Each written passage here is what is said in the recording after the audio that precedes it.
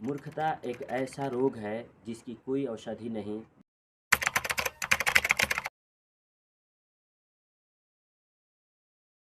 अल-बिरूनी मोहम्मद बिन अहमद अल-बिरूनी की पैदाइश 973 ईस्वी में मध्य एशिया उज़्बेकिस्तान में ख्वारिज़्म के अफ्रीगीद वंश की राजधानी काश की ख़िज़ा इलाके में हुआ था।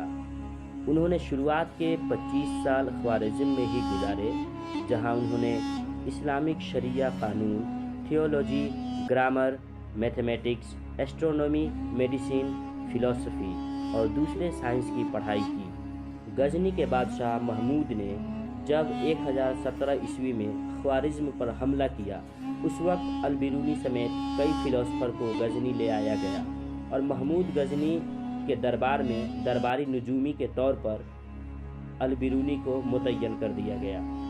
जब 11वीं शताब्दी में महमूद गजनी ने हिंदुस्तान पर हमला किया, अल-बिरूनी की उम्र उस वक्त 44 साल थी और वह महमूद गजनी के साथ हिंदुस्तान आए थे और कुछ सालों तक पंजाब में रहे। वह हिंदुस्तान से मुताल्लिक हर चीज़ से वाकिफ़ हो गए। उन्होंने हिंदुस्तानी सकाफ़त को पसंद किया और संस्कृत, हिंदुस्तानी फ़लसफ़ा और इस सरज़मीन की समाजी व इक़्तिसादी हालात सीखी। इसी सफ़र के दरमियान उन्होंने तहक़ीक़ हिंद या किताबुल हिंद नामी एक किताब लिखी और उन्होंने इस किताब में हिंदुस्तानी समाज, सियासत, मज़हब और भारत के इकोनॉमी कंडीशन का जिक्र किया है। अपने खाते में उन्होंने गीता, उपनिषद, पतंजलि, पुराण, 4 वेदों की चुनिंदा हिस्सों पर प्रकाश डाला है। अल-बिरूनी ने गैर महफूज तरीक़े से हिंदुस्तानी फ़लसफ़े की तारीफ़ की। वह ख़ास तौर पर उपनिषद और भगवद गीता से भी मुतासिर थे। अल-बिरूनी ने हिंदुस्तानी फ़िक्र का मवाज़ना सुक़रात, पाइथागोरस, अफ़लातून, अरस्तू और दीगर यूनानी अफ़कार से किया। बाज़ औक़ात सूफ़ी तालीम से भी किया। उनकी किताब 1017 और 1030 के दरमियान हिंदुस्तान में उनके मुताले और मुशाहदात पर मबनी हिंदुस्तान की ज़िंदगी का सर्वे है। बरहमनी मुतून और मुआशरे में गहरे डूबने के बाद अल-बिरूनी हिंदुस्तान के साथ हिंदुओं और उनके मुआशरे के बारे में कई उमूमी तबसरों के साथ शुरू होता है। अल-बिरूनी ने हिंदुस्तान, ज़मीन, उसके लोगों, उसके मज़हब, उसके फ़लसफ़े और उसके उलूम और उसके अदब के बारे में बहुत कुछ कहा है। अल-बिरूनी अपने किताब किताबुल हिंद में लिखते हैं, धर्म के मामले में भारतीय हिंदू 2 तबकों में बटे हुए हैं। एक तबका जो पढ़ा लिखा तबका है और दूसरा तबका जो जाहिल, अनपढ़ यानी देहाती तबका है। पढ़ा लिखा तबका एक खुदा को मानते हैं और उसकी पूजा करते हैं, लेकिन दूसरा तबका जो अनपढ़ है वो कई बुतों को पूजता है और उसमें भरोसा रखता है।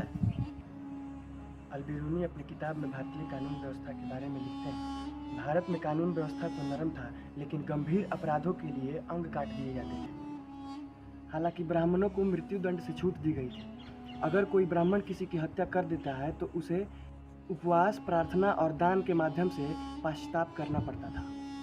अल-बिरूनी ने भारतीय समाज, भारतीय मुआशरा के बारे में लिखा है कि भारतीय मुआशरा कास्ट का शिकार था, यानी कास्ट वाइज वो लोग बटे हुए थे।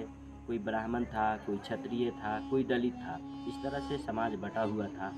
हालांकि हिंदू समाज में कई तरह की बुराइयां मौजूद थी। उसके बारे में उन्होंने लिखा है कि हिंदू समाज में बचपन की शादी, बेवा की शादी की ममानियत, सती और जौहर जैसी कई बुराइयां राइज थीं। हालांकि जहेज़ के बारे में उन्होंने कुछ ख़ास नहीं लिखा है, लेकिन स्त्री धन के बारे में लिखा है और बताया है कि स्त्री धन उस धन को कहा जाता था जो लड़की के रिश्तेदार लड़के वाले को देते थे। अल-बिरूनी को इस बात का गर्व था कि वह अरस्तू जैसे यूनानी फ़लसफ़ियों से बिना प्रभावित हुए धर्म के शाब्दिक प्रमाणों का पालन किया। अल-बिरूनी भारतीय समाज के बारे में लिखते हैं, पूरा मुल्क छोटी छोटी रियासतों में बटा हुआ था और वो आपस में एक दूसरे से हमेशा झगड़ते रहते थे।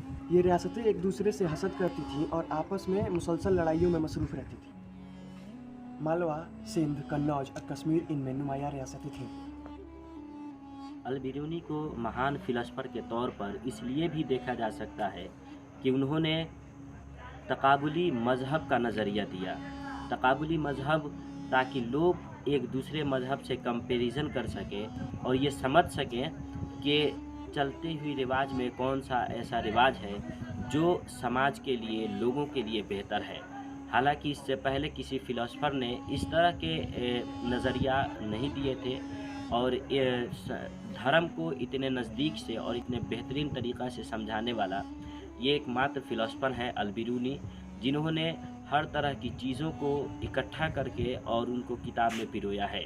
हम इस बात से समझ सकते हैं कि ज़ाती तौर पर अल-बिरूनी ने इस्लाम धर्म को अपनाया, इस्लाम को अपना मज़हब बनाया, लेकिन दूसरे मज़ाहिब के बारे में किसी भी छोटी बड़ी चीज़ों को न छुपाते हुए खुले तौर पर उन्होंने इस तरह से तसनीफ़ किया है कि हर कौम के लोग इसे पढ़ कर के समझ सकते हैं। हालांकि कई ऐसे फ़िलासफ़र बताते हैं कि अल-बिरूनी हिंदू गुरुओं से सीखे और हिंदू गुरुओं के ख़िलाफ़ लिखे। कई ऐसे बड़े फ़िलासफ़र हैं जो ये बताते हैं कि अल-बिरूनी ने जो भारत के नक्शे को अपने किताब में लिखा है वो बिल्कुल सत्य है। हालांकि हिंदू समाज अब पहले के बनिस्बत बुराइयों से उभर कर बाहर आया है और जाति व्यवस्था में भी विश्वास कम किया है। हालांकि मुकम्मल तौर पर इससे वो लोग बाहर नहीं आए हैं, लेकिन बहुत हद तक इसमें कामयाबी मिली है। उन्होंने भारत के रिवाजों को लिखा और जब भारत से वापस गए सन 1048 में उनका इंतकाल हो गया और वो दुनिया को अलविदा कह दिए।